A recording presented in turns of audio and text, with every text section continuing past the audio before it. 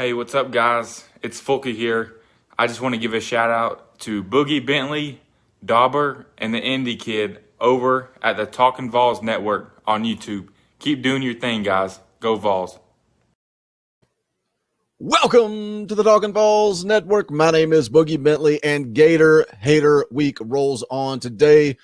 We're going to take a look at the scouting report for the Florida Gators, but as always, before we get rolling, do me a favor, go ahead and smash that thumbs up just below the video. Also, if you are new to the Talkin VAWLS network, welcome. We're just three guys that love Tennessee athletics. We don't pretend to be experts or insiders. We are fans just like you guys coming to YouTube to give our opinions. We love to hear your opinion as well. Leave us comments. Make sure you're subscribed. Click that bell for notifications, all that good stuff so you don't miss out when we go live or when we drop new content. We will be live tonight, every single Tuesday night, 8 p.m. Eastern time, right here on the Talkin VAWLS network. Also, Saturday, we're going to do a tailgate show, 6 p.m. Eastern time, right before the game.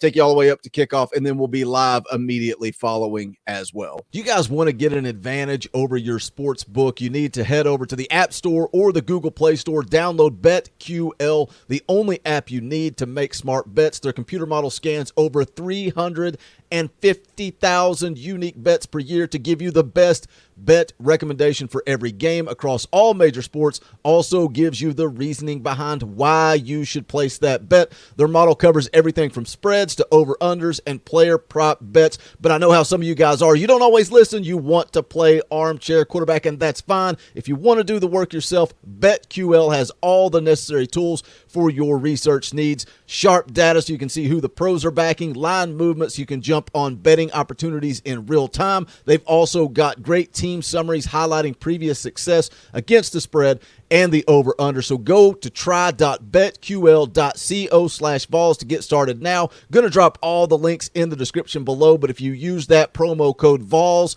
at checkout, you're going to save 25% on all subscription offerings. They also have a deal where you can get an entire year of BetQL for free. So jump in the description below. Check that out, BetQL. So let's talk about the Florida Gators. You know, back in the spring, even throughout fall camp, a lot of people talked about how much talent Florida had lost. And they did. They lost two NFL first-rounders. They also lost a Heisman Trophy finalist in Kyle Trask. But they're still Florida, and they're still good. I guess we'll start this thing off, talk about the quarterback, Emory Jones, a guy who, you know, he sat behind Kyle Trask. He could have transferred. He could have gone somewhere else. It seems to be, you know, a more popular thing to do now with the transfer portal, and it's the way college football is now.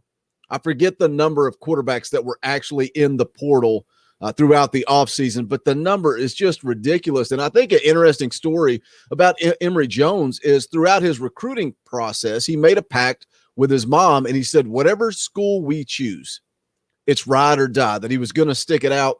So here he is with his chance to take over this Gators offense, and it looks completely different than it did a year ago. You know, Emory Jones is not the most accurate guy, and he honestly, he has trouble sitting back, reading a zone defense, but if it's man-to-man and he can get the ball out quick, he can make some plays. What concerns me, though, is his ability to run the football. Jones and backup quarterback Anthony Richardson lead the Gators in rushing yards, and that's with Anthony Richardson missing the game last week against Alabama. But regardless of which quarterback is in this game, Tennessee, they have to set the edge. They have to contain. They have to be disciplined, keep those guys in the pocket. I think if they can get some pressure on Jones, he is a guy that will make some mistakes. He's already thrown 5 interceptions through 3 games. And if Tennessee is going to have any kind of chance to compete with Florida, they're going to have to force turnovers. They're going to have to win the turnover battle.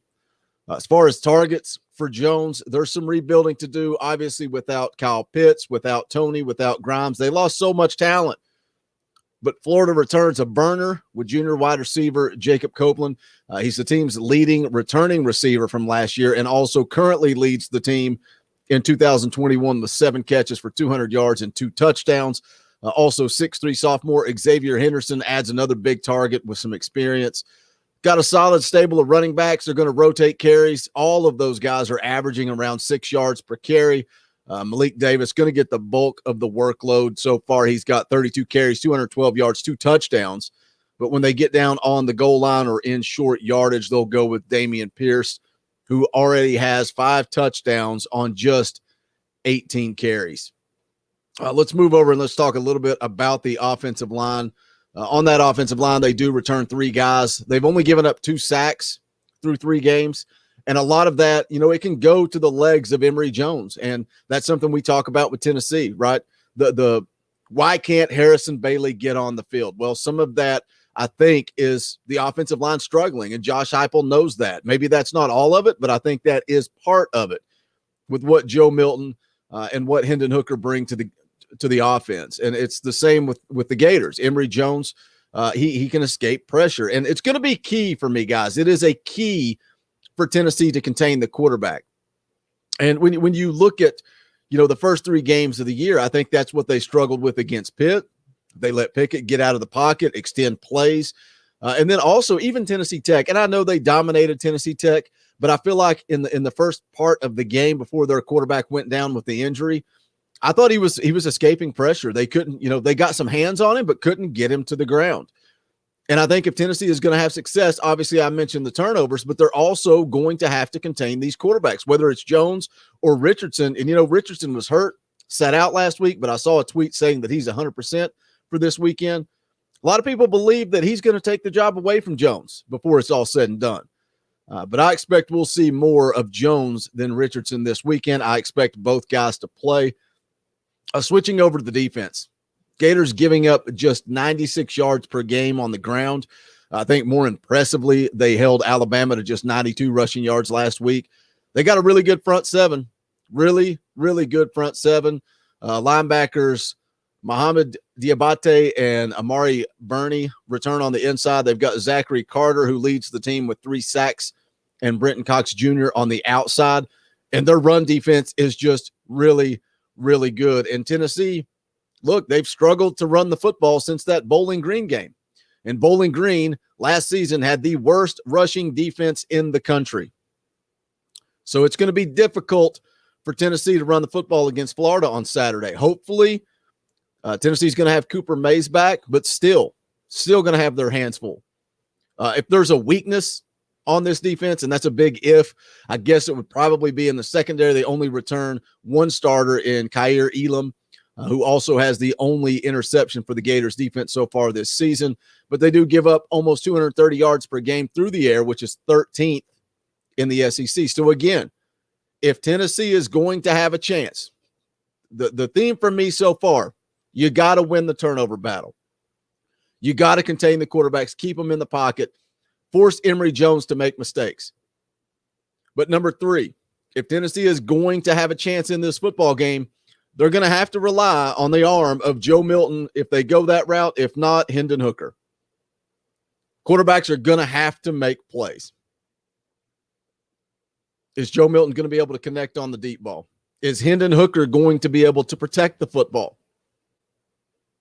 They're going to have to make plays because I think Tennessee is going to have a hard time running the football on Saturday night in the Swamp. Can the defense contain Emory Jones? Can they keep him in the pocket? Can they force him to make mistakes? Like I said, he's already thrown 5 interceptions through 3 games. I think if they put pressure on him, if they punch him in the mouth, he'll turn the football over. Will we see Anthony Richardson, a guy who has 275 rushing yards in just 2 games? Like I said, he sat out last week against Alabama. Still has 275 rushing yards, averaging 25 yards per carry. The kid is an athlete. He will make people miss. He will make plays with his feet. In Tennessee, we all know the story. Tennessee has a history of making backup quarterbacks look like Heisman candidates. I know some of you guys, you want to believe. You want to believe that Tennessee can get it done. We do this. We play this game every year. Every year we talk about the talent that Florida's lost and that Florida is not really good. But I think when some of us saw that performance that Florida had on Saturday against Alabama, it kind of woke some of us up.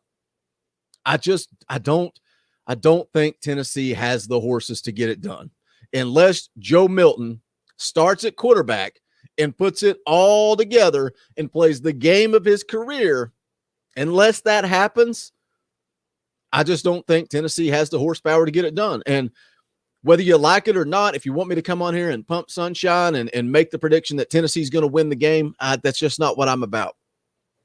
I like Florida to win this game. I'm going 34-24 Gators.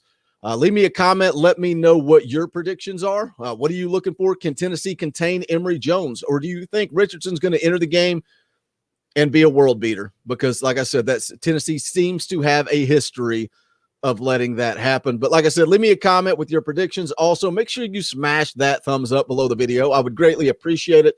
You can also go to bonfire.com/store/Talkin VAWLS and pick up the official merchandise of the Talkin VAWLS network.